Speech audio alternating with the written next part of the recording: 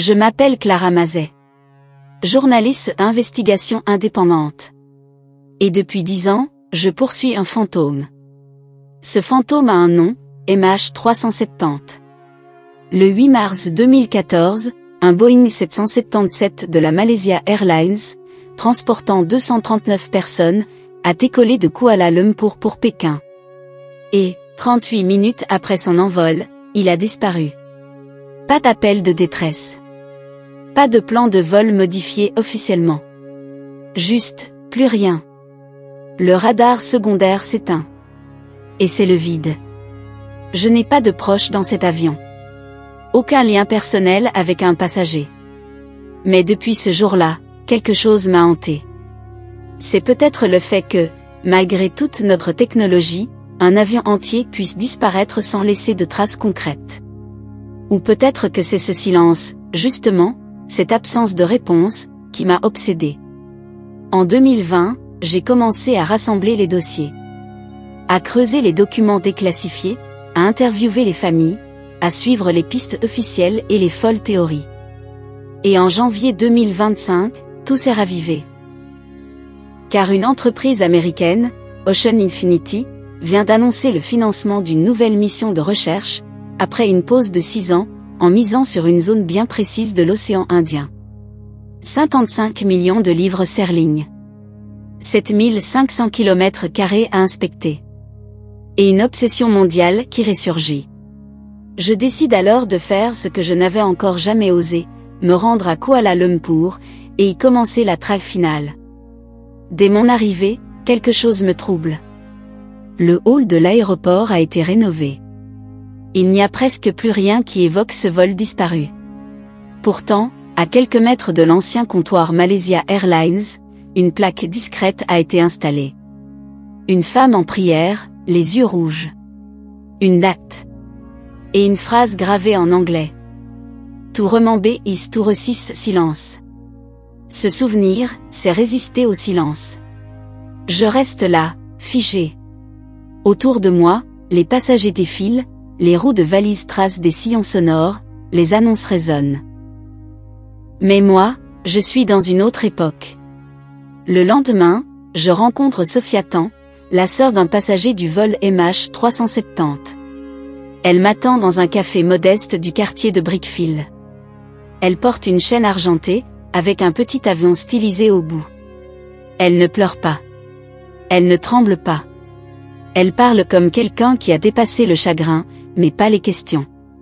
Il avait 29 ans. Il devait se rendre à Pékin pour signer un contrat. Il m'a écrit 2 heures avant le vol. Il m'a dit qu'il se sentait bizarre, comme si l'air de l'aéroport était lourd. Je note chaque mot.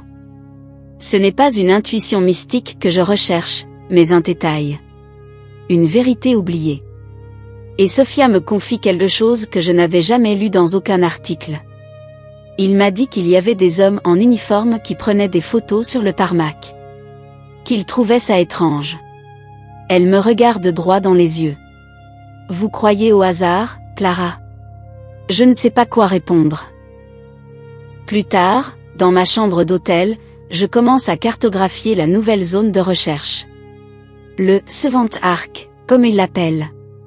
C'est une courbe mathématique, issue de données satellites, le dernier ping reçu du MH370, plusieurs heures après sa disparition. Une sorte d'écho numérique, aussi fragile qu'un murmure dans le vide. Ce signal, c'est la seule chose qu'on ait. Et il est imprécis. Il ne dit pas où l'avion est tombé, seulement à quelle distance de l'un des satellites il était, plusieurs heures après sa dernière position connue. Comme si le Boeing avait continué sa route. Comme s'il volait sans pilote. Comme si quelque chose ou quelqu'un l'avait évié.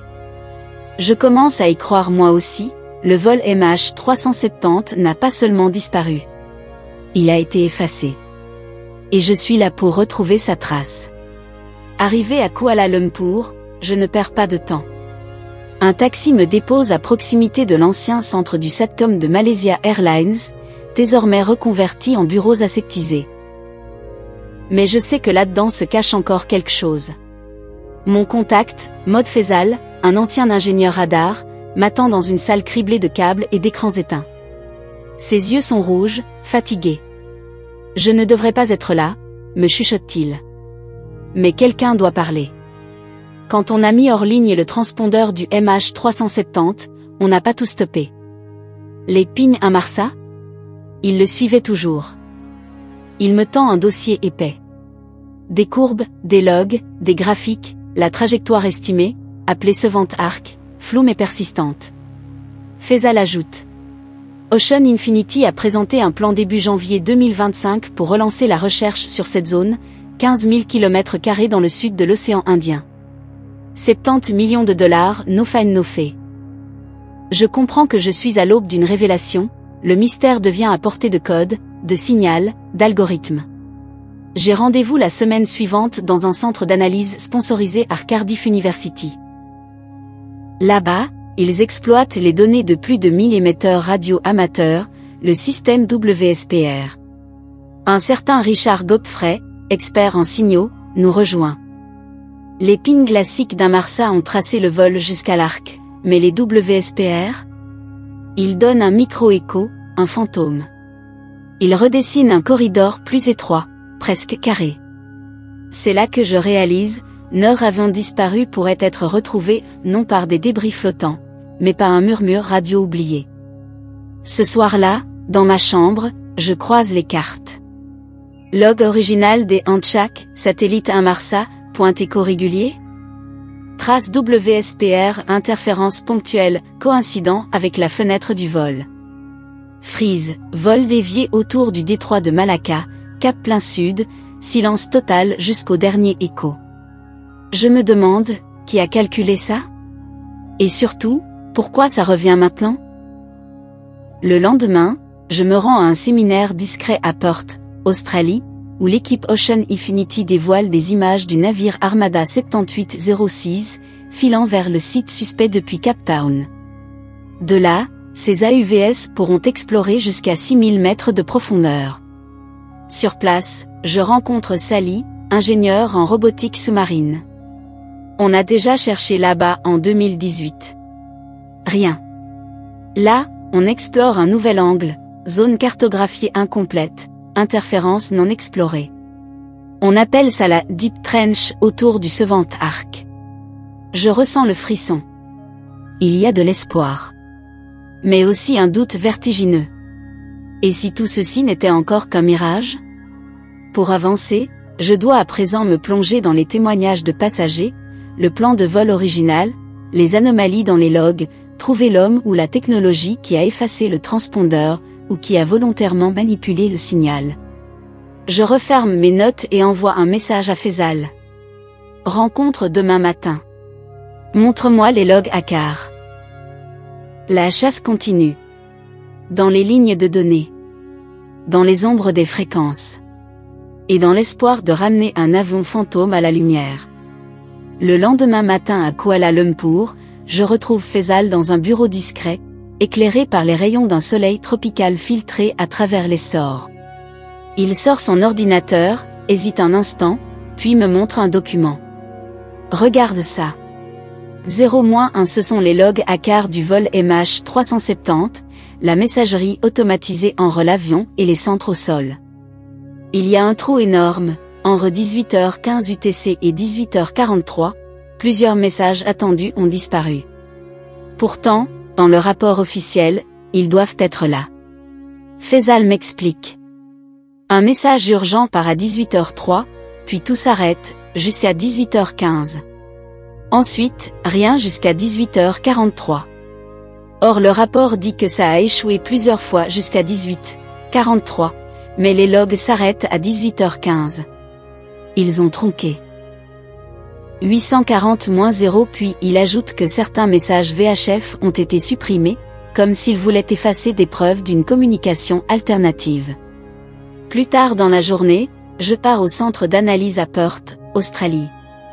Là, je rencontre un ancien analyste militaire, David Rowley, reconverti dans le spatial.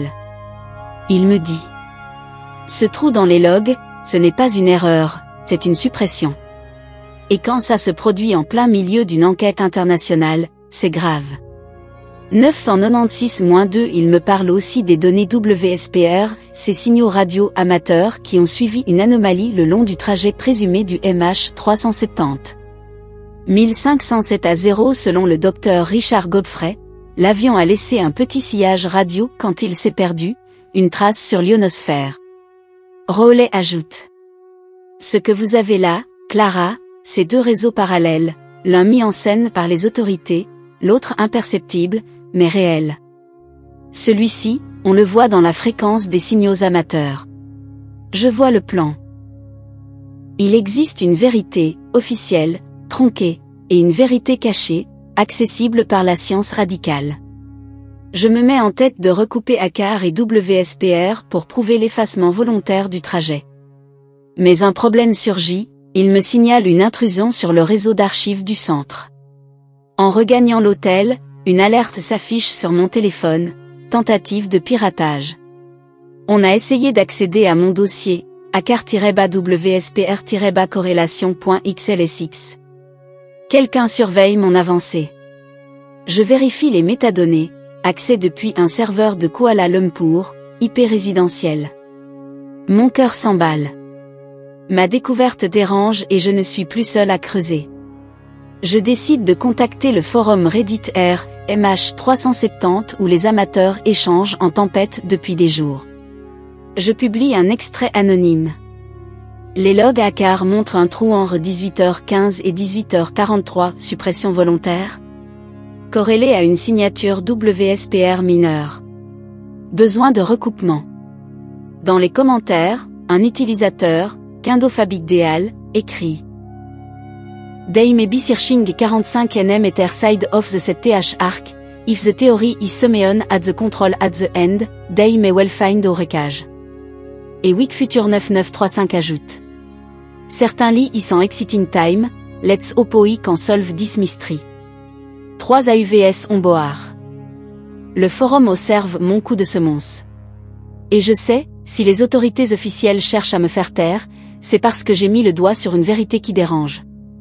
Demain matin, je triple-fais mes sauvegardes encrypted. Puis je fais la route vers un cybercafé discret à Penang, pour contacter un technicien ACAR sous pseudonyme, surnommé Echo. Il vit sous protection, mais dit pouvoir me filer la version brute des logs, non purgée. Si Echo accepte, alors je tiens déjà ma preuve. Mais je sais aussi que je m'apprête à franchir une ligne, je ne suis plus juste journaliste. Je deviens cible. Et dans l'ombre des fréquences, quelqu'un ne veut pas que la lumière vienne à bout du silence. Le cœur battant, je m'installe au cybercafé discret de Penang. Face à moi, une tasse de thé brûlant et un PC prêt à révéler l'inimaginable. Je me connecte sous un VPN, puis entre en contact avec Echo, le fameux technicien ACAR anonyme. En quelques messages anonymes, il accepte notre où et quand. Il me transmet un lien chiffré. J'ouvre le fichier. Ce sont bien les logs bruts ACAR, non filtrés.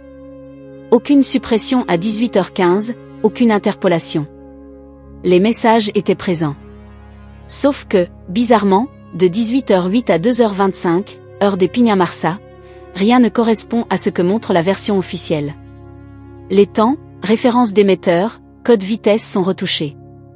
Je compare avec les logs WSPR. La signature radio fantôme apparaît toujours à 18, 2018, 30 sur deux réseaux amateurs, parfaitement calés avec les timestamps réels que Echo m'a fournis, c'est une coïncidence presque parfaite. J'ai ma preuve, le fichier original ACAR existe. Les autorités l'ont gonflé pour définir un trajet suggérant un U-turn pacifique. Mais en réalité, il y a un trou, un vol parallèle, une suppression de messages, et un signal amateur authentique. Je vais diffuser ça? Je me chuchote à moi-même. La menace tombe. Mon téléphone vibre, un message anonyme, sans expéditeur. Un simple texte. Arrête ça ou tu le regretteras. Rien de plus. Un silence lourd. Mon sang se glace.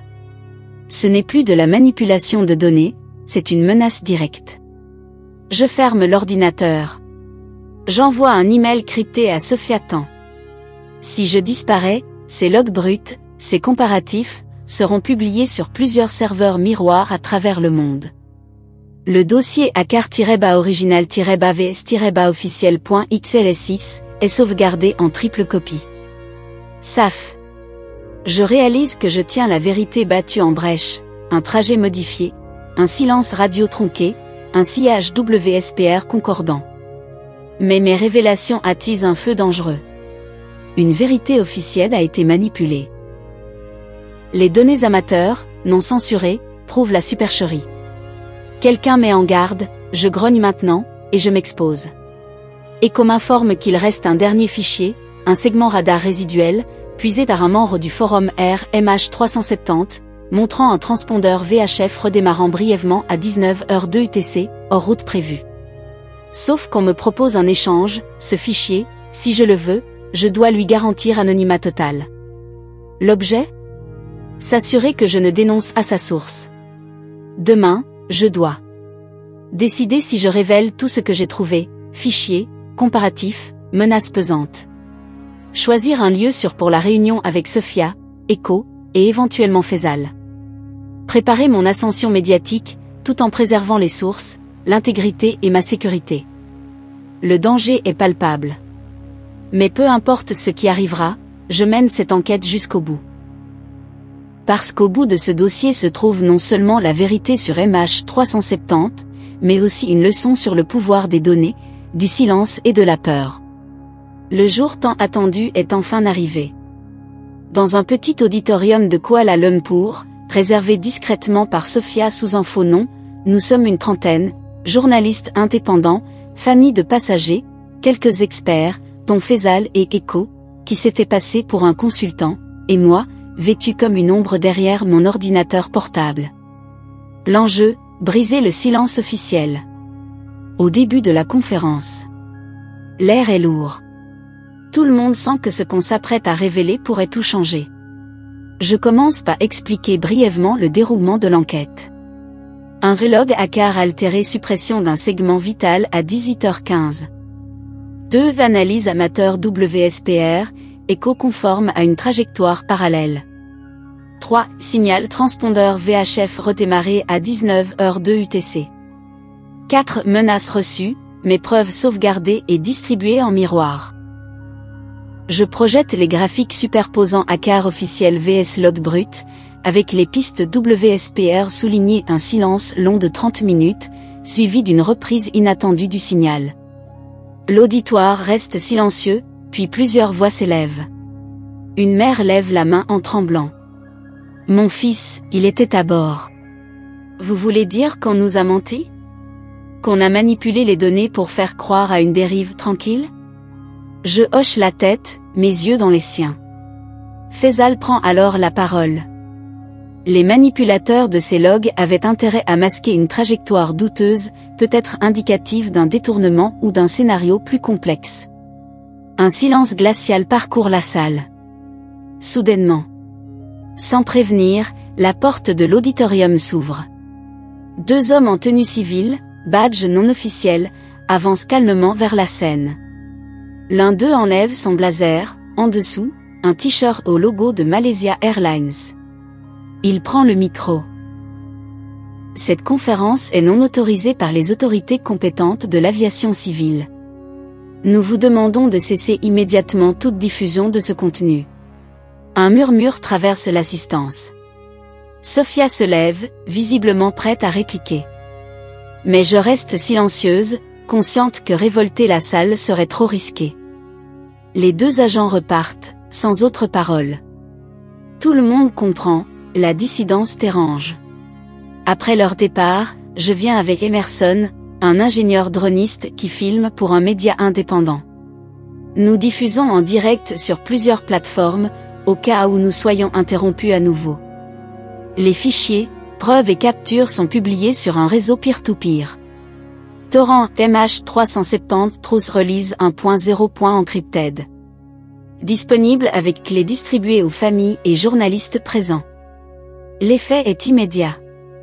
Plusieurs chaînes commencent à relayer l'enquête. Des articles en Europe, en Asie, aux États-Unis s'emparent du dossier. Les manifestations de soutien affluent. Une enquête citoyenne pour MH370 prend forme sur les réseaux. Le soir, de retour à mon hôtel, je retrouve le message suivant dans ma boîte sécurisée. Tu as eu de la chance. Nous n'avions pas anticipé la diffusion. Ne recommencez pas. Aucun nom. Aucun signe. Juste la menace l'attend. Pourtant, je me couche avec l'impression d'avoir accompli l'essentiel, la vérité est sortie. En conclusion, à quel prix la vérité? Le lendemain matin, Sophia m'écrit. Merci à toute une communauté. Mais nous devons rester prudents. Je souris, malgré l'épuisement. Ce que nous avons fait est historique. Les autorités nationales et internationales sont sous pression. Enquête, nouvelles analyses ACAR, WSPR, rapports parlementaires, tout se remet en marche. Je ne sais pas jusqu'où cette révélation mènera. Mais un message clair est désormais gravé. Le vol MH370 ne peut plus être gommé ni expliqué par une version officielle édulcorée. Un avion entier a disparu, effacé des archives comme des radars, volontairement. Mais grâce à la science citoyenne, aux signaux invisibles, aux volontaires anonymes, la mémoire reprend le dessus.